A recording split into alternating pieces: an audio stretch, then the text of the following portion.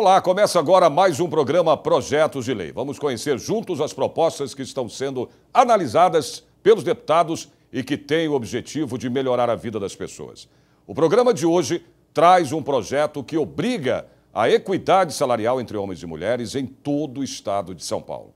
Vamos falar ainda sobre uma proposta que já virou lei e garante ao professor readaptado o direito à aposentadoria especial. Vamos conhecer também um projeto que prevê punição às operadoras de plano de assistência ou seguro-saúde que limitem o atendimento ao consumidor. O programa Projetos de Lei começa agora. Começamos o programa de hoje com um projeto que já foi aprovado e virou lei. De autoria do deputado Dr. Ulisses, do PV, a proposta cria um capítulo específico das universidades públicas de medicina de São Paulo para tratar as diferenças entre as doenças que atingem homens e mulheres. Como, por exemplo, as doenças cardiovasculares, que, segundo a Organização Mundial de Saúde, matam cerca de 17 milhões e meio de pessoas no mundo todos os anos e se manifestam diferentemente entre homens e mulheres. As doenças do coração são a principal causa de morte entre homens e mulheres. Os sintomas de um ataque cardíaco são imprecisos e bem diferentes entre homens e mulheres, o que muitas vezes dificulta o diagnóstico. O homem, ele sente uma dor forte no tórax, certo? Corre para o hospital, ele é atendido, os médicos já fazem um cateterismo, já fazem uma ponte de safena, internam na UTI e salvam. A mulher tem uma sintomatologia muito diferente. Ou ela só tem falta de ar, ou ela tem uma dor no ombro, no braço. Aí ela fala, eu peguei meu netinho de mau jeito, tô com dor no braço, acho que é a coluna, não sei o quê. Ou ela tem também a dor no estômago. Uma dor no estômago aqui, assim, aí eles pensam que é gastrite, é completamente diferente. Há mais de uma década, entidades internacionais de cardiologia realizam campanhas que mostram essa diferença. Aqui no Brasil, o assunto também preocupa a Associação Brasileira de Mulheres Médicas, que criou esse folheto para alertar sobre os riscos das doenças cardiovasculares em mulheres. Nós fomos em Montreal ano passado e vimos esse gráfico que as cardiologistas mostraram que lá nos Estados Unidos, como no Brasil, morria muito mais mulher que homem por infarto de miocárdio. No Brasil, para você ter uma ideia, morre 1 em cada 3 mulheres de infarto do coração. É uma coisa absurda, absurda. E você não ouve falar, olha, a minha amiga fez 2 pontes de safena. Você não ouve falar isso. Agora, essa campanha também vai ganhar reforço nas universidades. Uma lei aprovada aqui na Assembleia Legislativa determina que a disciplina de clínica médica tem um capítulo especial sobre essas doenças, que se apresentam de forma diferente em homens e mulheres.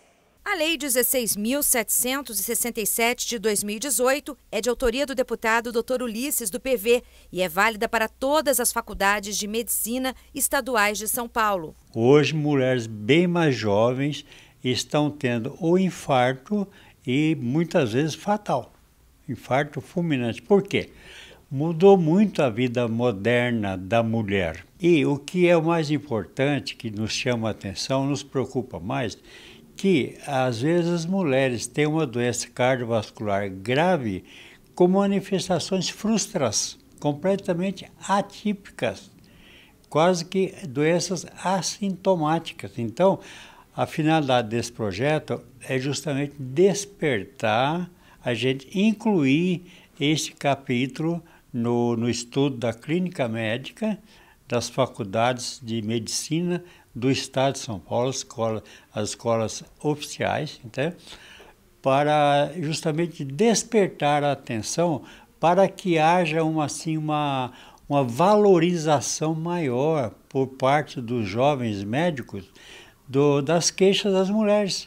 Quem trabalha em pronto-socorro ou hospital sabe que é fundamental reconhecer essas diferenças. Pegando agora os estudantes de medicina, acho que começando mais cedo, eles chegam mais preparados para ver isso no pronto-socorro mesmo, que é o nosso dia a dia. Bom, vamos falar agora sobre violência doméstica no Brasil. Um estudo do Conselho Nacional de Justiça revelou que existem mais de 1.200.000 processos de abusos em tramitação no país. a necessidade de proteção a essas mulheres depende de políticas públicas. Na cidade de São Paulo, são 15 centros de defesa e apenas 5 abrigos sigilosos, né? São aqueles que recebem as mulheres e crianças que são ameaçadas pelos agressores. O deputado Ed Thomas, do PSB, é autor do projeto de lei que cria programas assistenciais para a geração de emprego e renda às mulheres vítimas de violência em todo o estado. Os números são alarmantes. Segundo o Conselho Nacional de Justiça, até o final de 2017, uma mulher entre 100 procurou a Justiça Brasileira contra a violência doméstica. A mulher chega ao centro de defesa extremamente fragilizada, né?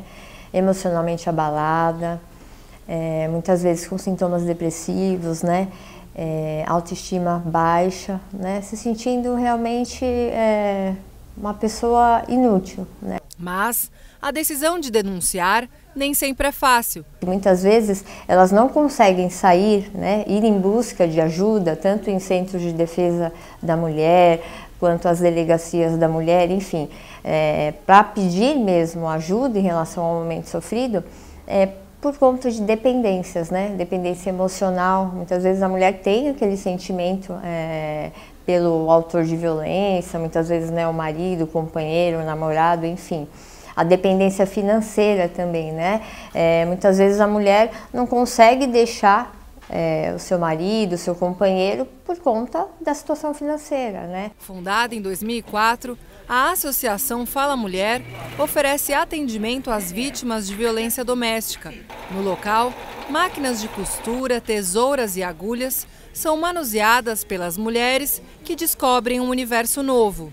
Hoje a gente trabalha com as oficinas de costura, com a técnica do patchwork, de bijuteria e de tear. Então, através também do convívio social e dessas oficinas onde elas vão poder reconhecer habilidades e poder explorar o seu conhecimento, elas acabam também treinando as suas habilidades e tendo aí uma fonte de renda. Peças feitas em tear, bolsas de tecido e até bijuterias são produzidas por essas mulheres que encontram nesta atividade uma fonte de renda para sobreviver. O deputado Ed Thomas, do PSB, é o autor do projeto de lei 237 de 2010, que autoriza o Poder Executivo a criar regime assistencial especial de atendimento de emprego e renda às mulheres vítimas de violência conjugal. Eu acho fundamental que a mulher vítima de violência seja amparada pelo Estado, uma vez que ela já foi vítima pela ineficácia do Estado, né, de ser agredida por não ter uma fiscalização adequada, às vezes pela própria polícia não conseguir intervir quando preciso. Então acho fundamental que essa reinserção no mercado de trabalho, o auxílio ao estudo seja disponível para a mulher. A mulher que é vítima de violência normalmente é a mulher que fica em casa, que não tem trabalho e não tem renda. Então o governo poder disponibilizar algum recurso para essa mulher se torna bem importante para dar um novo rumo para a nova vida.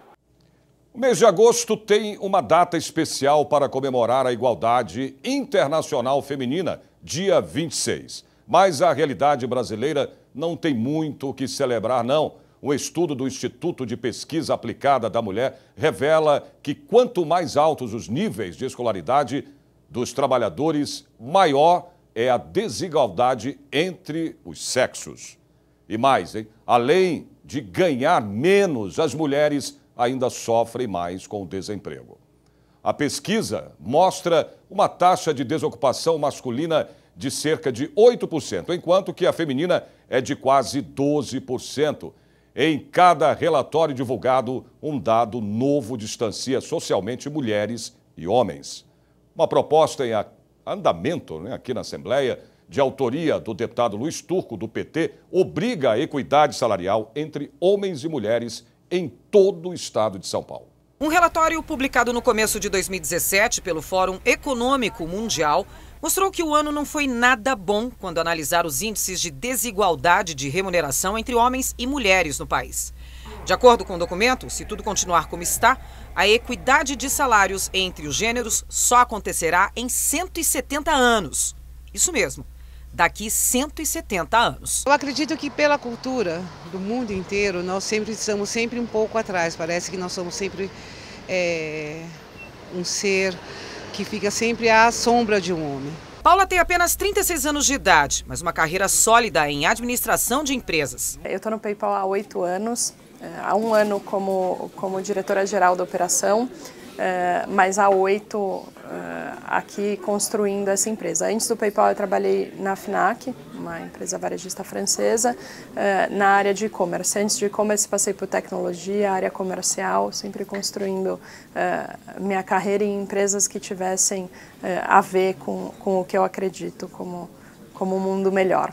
Com a carreira de sucesso na área comercial, Paula conquistou espaço e representatividade em grandes empresas, mas também viu muita desigualdade. Eu li um dado recentemente que, apesar de não ser no Brasil, é bastante alarmante. Hoje, nos Estados Unidos, a gente tem mais CEOs chamados John do que todas as mulheres somadas.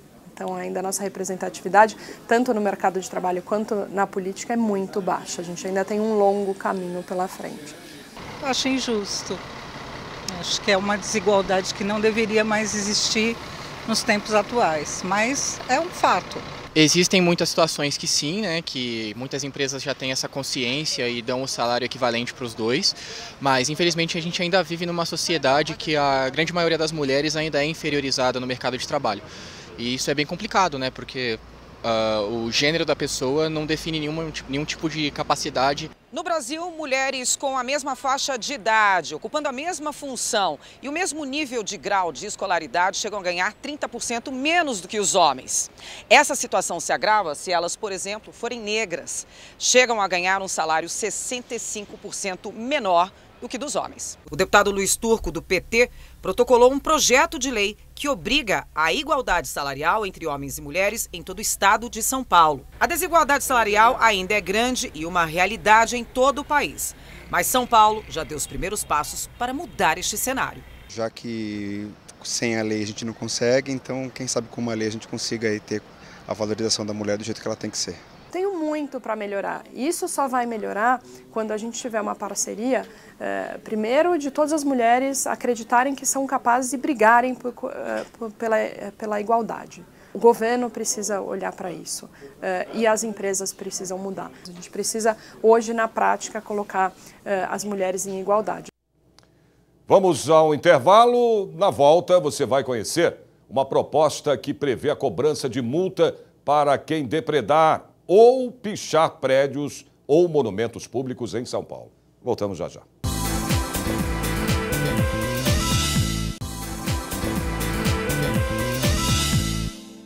Estamos de volta com o programa Projetos de Lei. Vamos falar agora sobre a preservação do patrimônio público de São Paulo.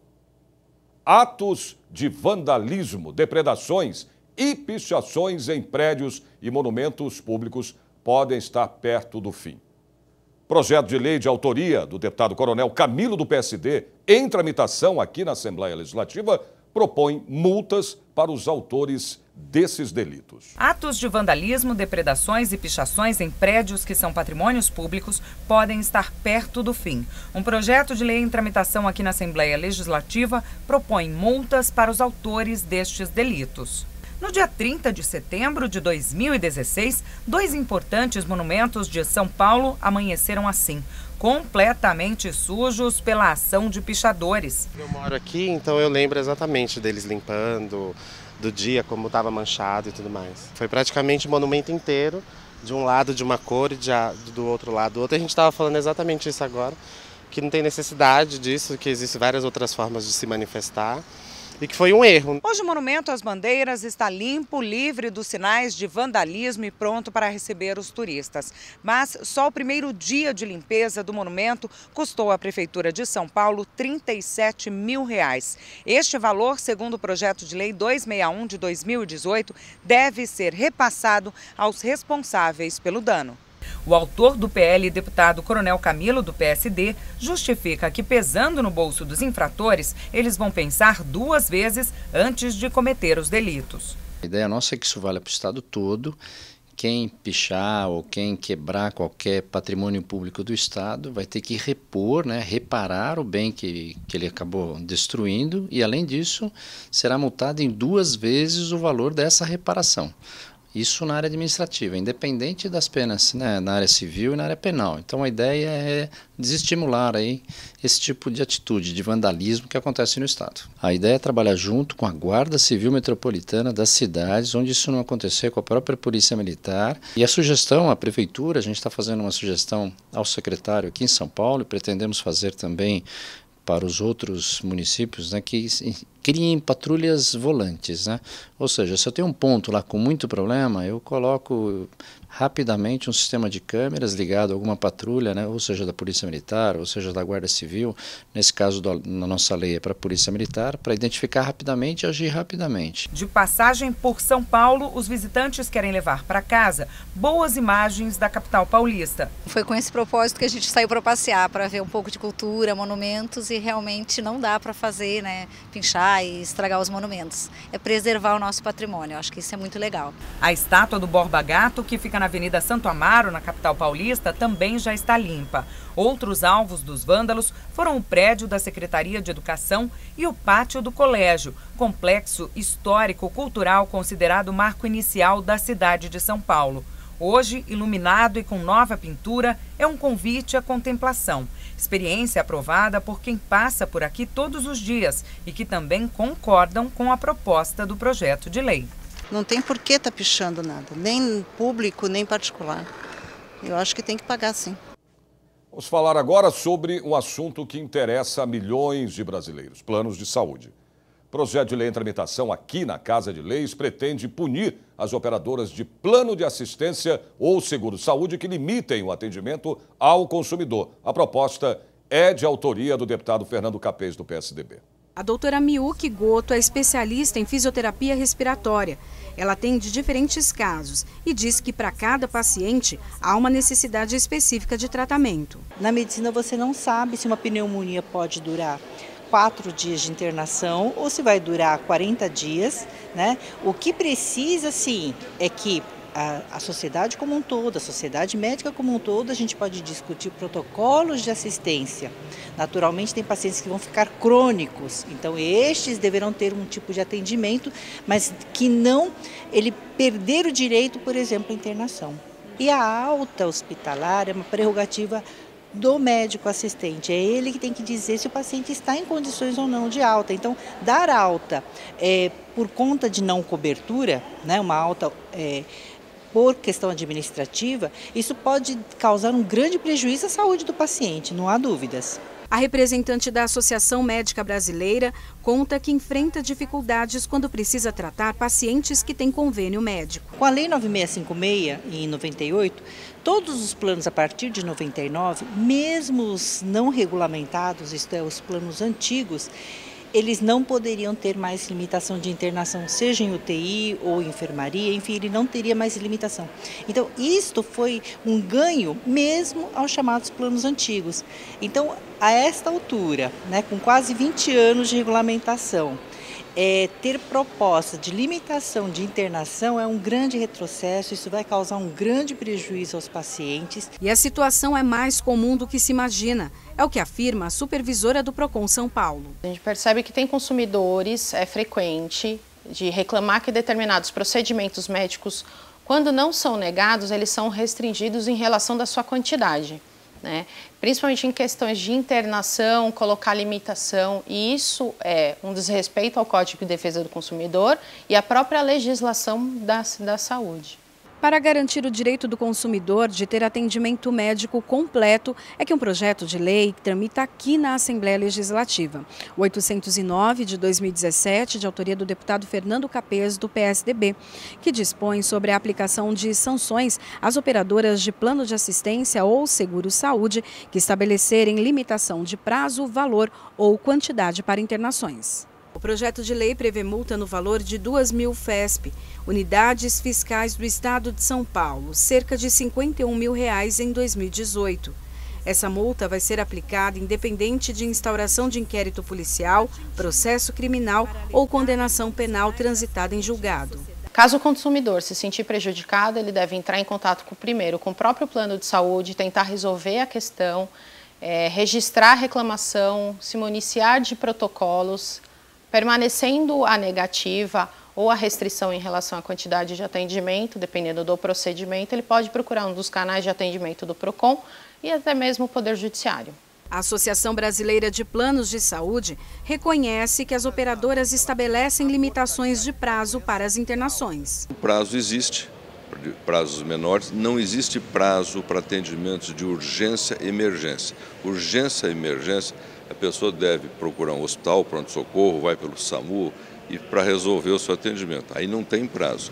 O que tem prazo são os chamados procedimentos eletivos e exames, que realmente você tem que ter controle disso, porque não dá para fazer uma demanda de um dia para outro, atender todo mundo. Tem que reabrir essa discussão.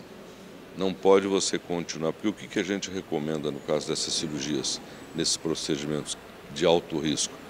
Tem que haver uma segunda opinião.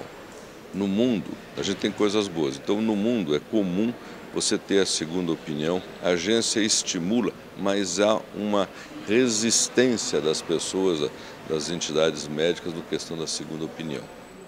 Mais um intervalo e na volta você vai conhecer uma proposta que prevê a obrigatoriedade do curso de espanhol na rede pública de ensino de São Paulo. Não saia daí.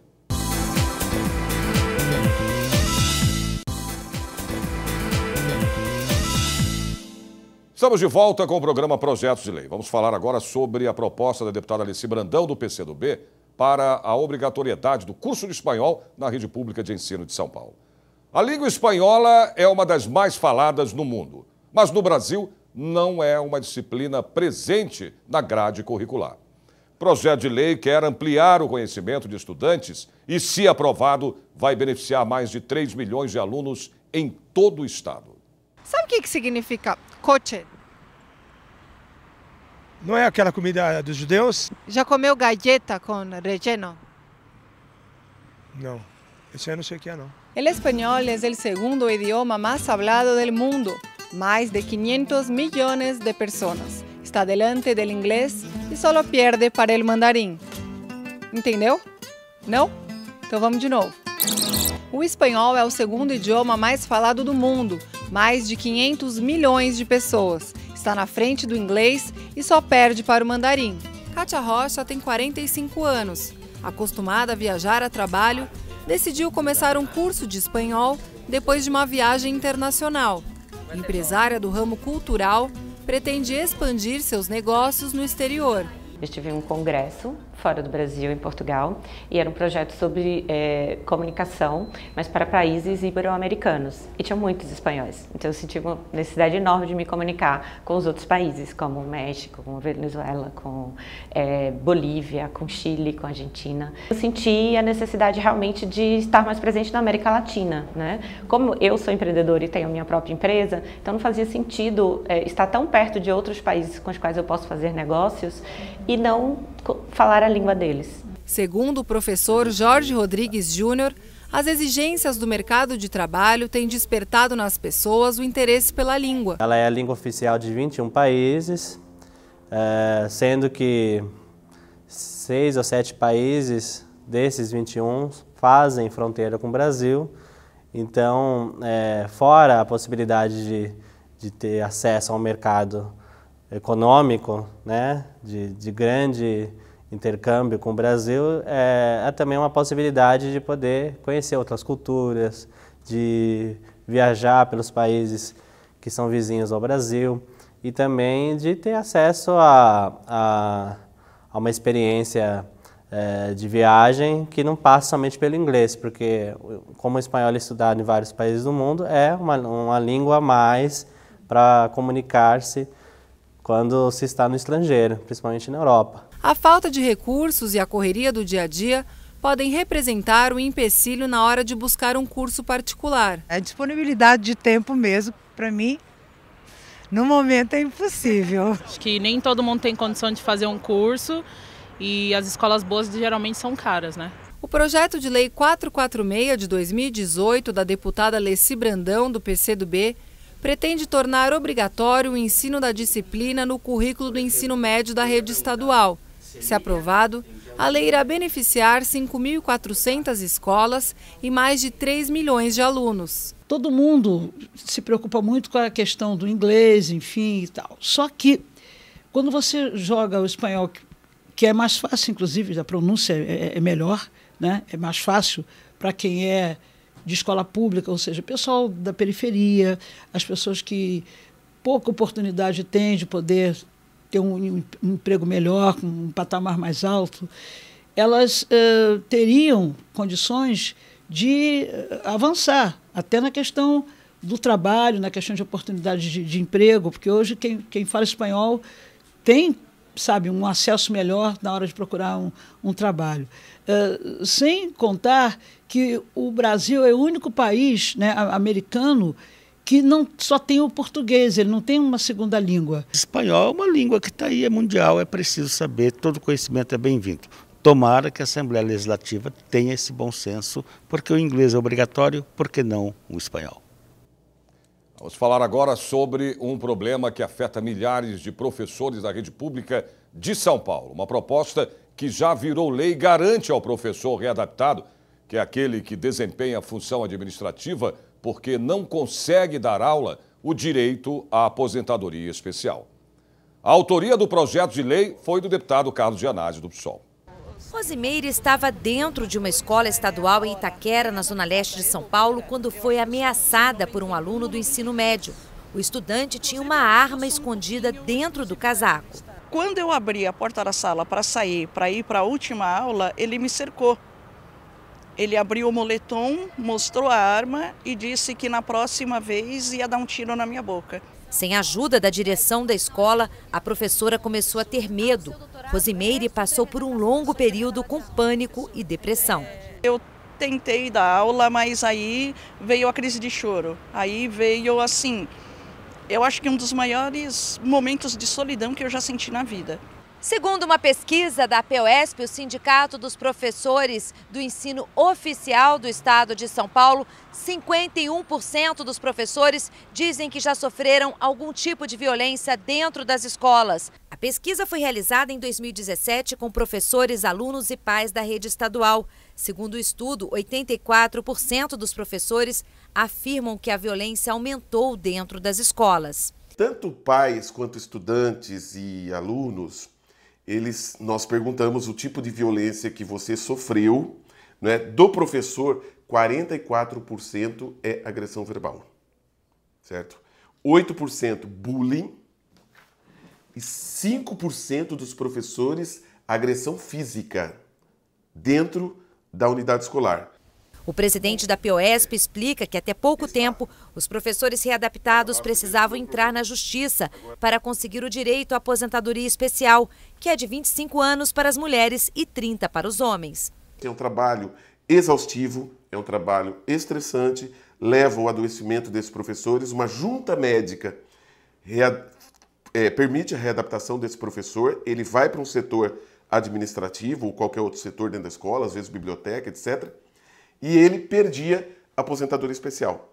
Em 2012, a POESP ganhou uma ação que os professores readaptados têm direito à aposentadoria especial. Há 5 anos, o deputado Carlos Gianazzi, do PSOL, lutava para reverter essa situação. Ele é o autor da Lei 1 de 2013, aprovada pela Assembleia, que dá o direito à aposentadoria especial a todos os professores readaptados no estado de São Paulo. É um pouco mais de respeito, é um pouco mais do entender que o professor readaptado, ele não deixa de ser professor. Ele só não está mais em sala de aula, mas o trabalho dele na secretaria escolar, na sala de leitura, continua sendo feito todo pelo aluno e para o aluno. O programa Projetos de Lei de hoje chega ao fim. Até o nosso próximo encontro. Espero vocês, hein? Até lá.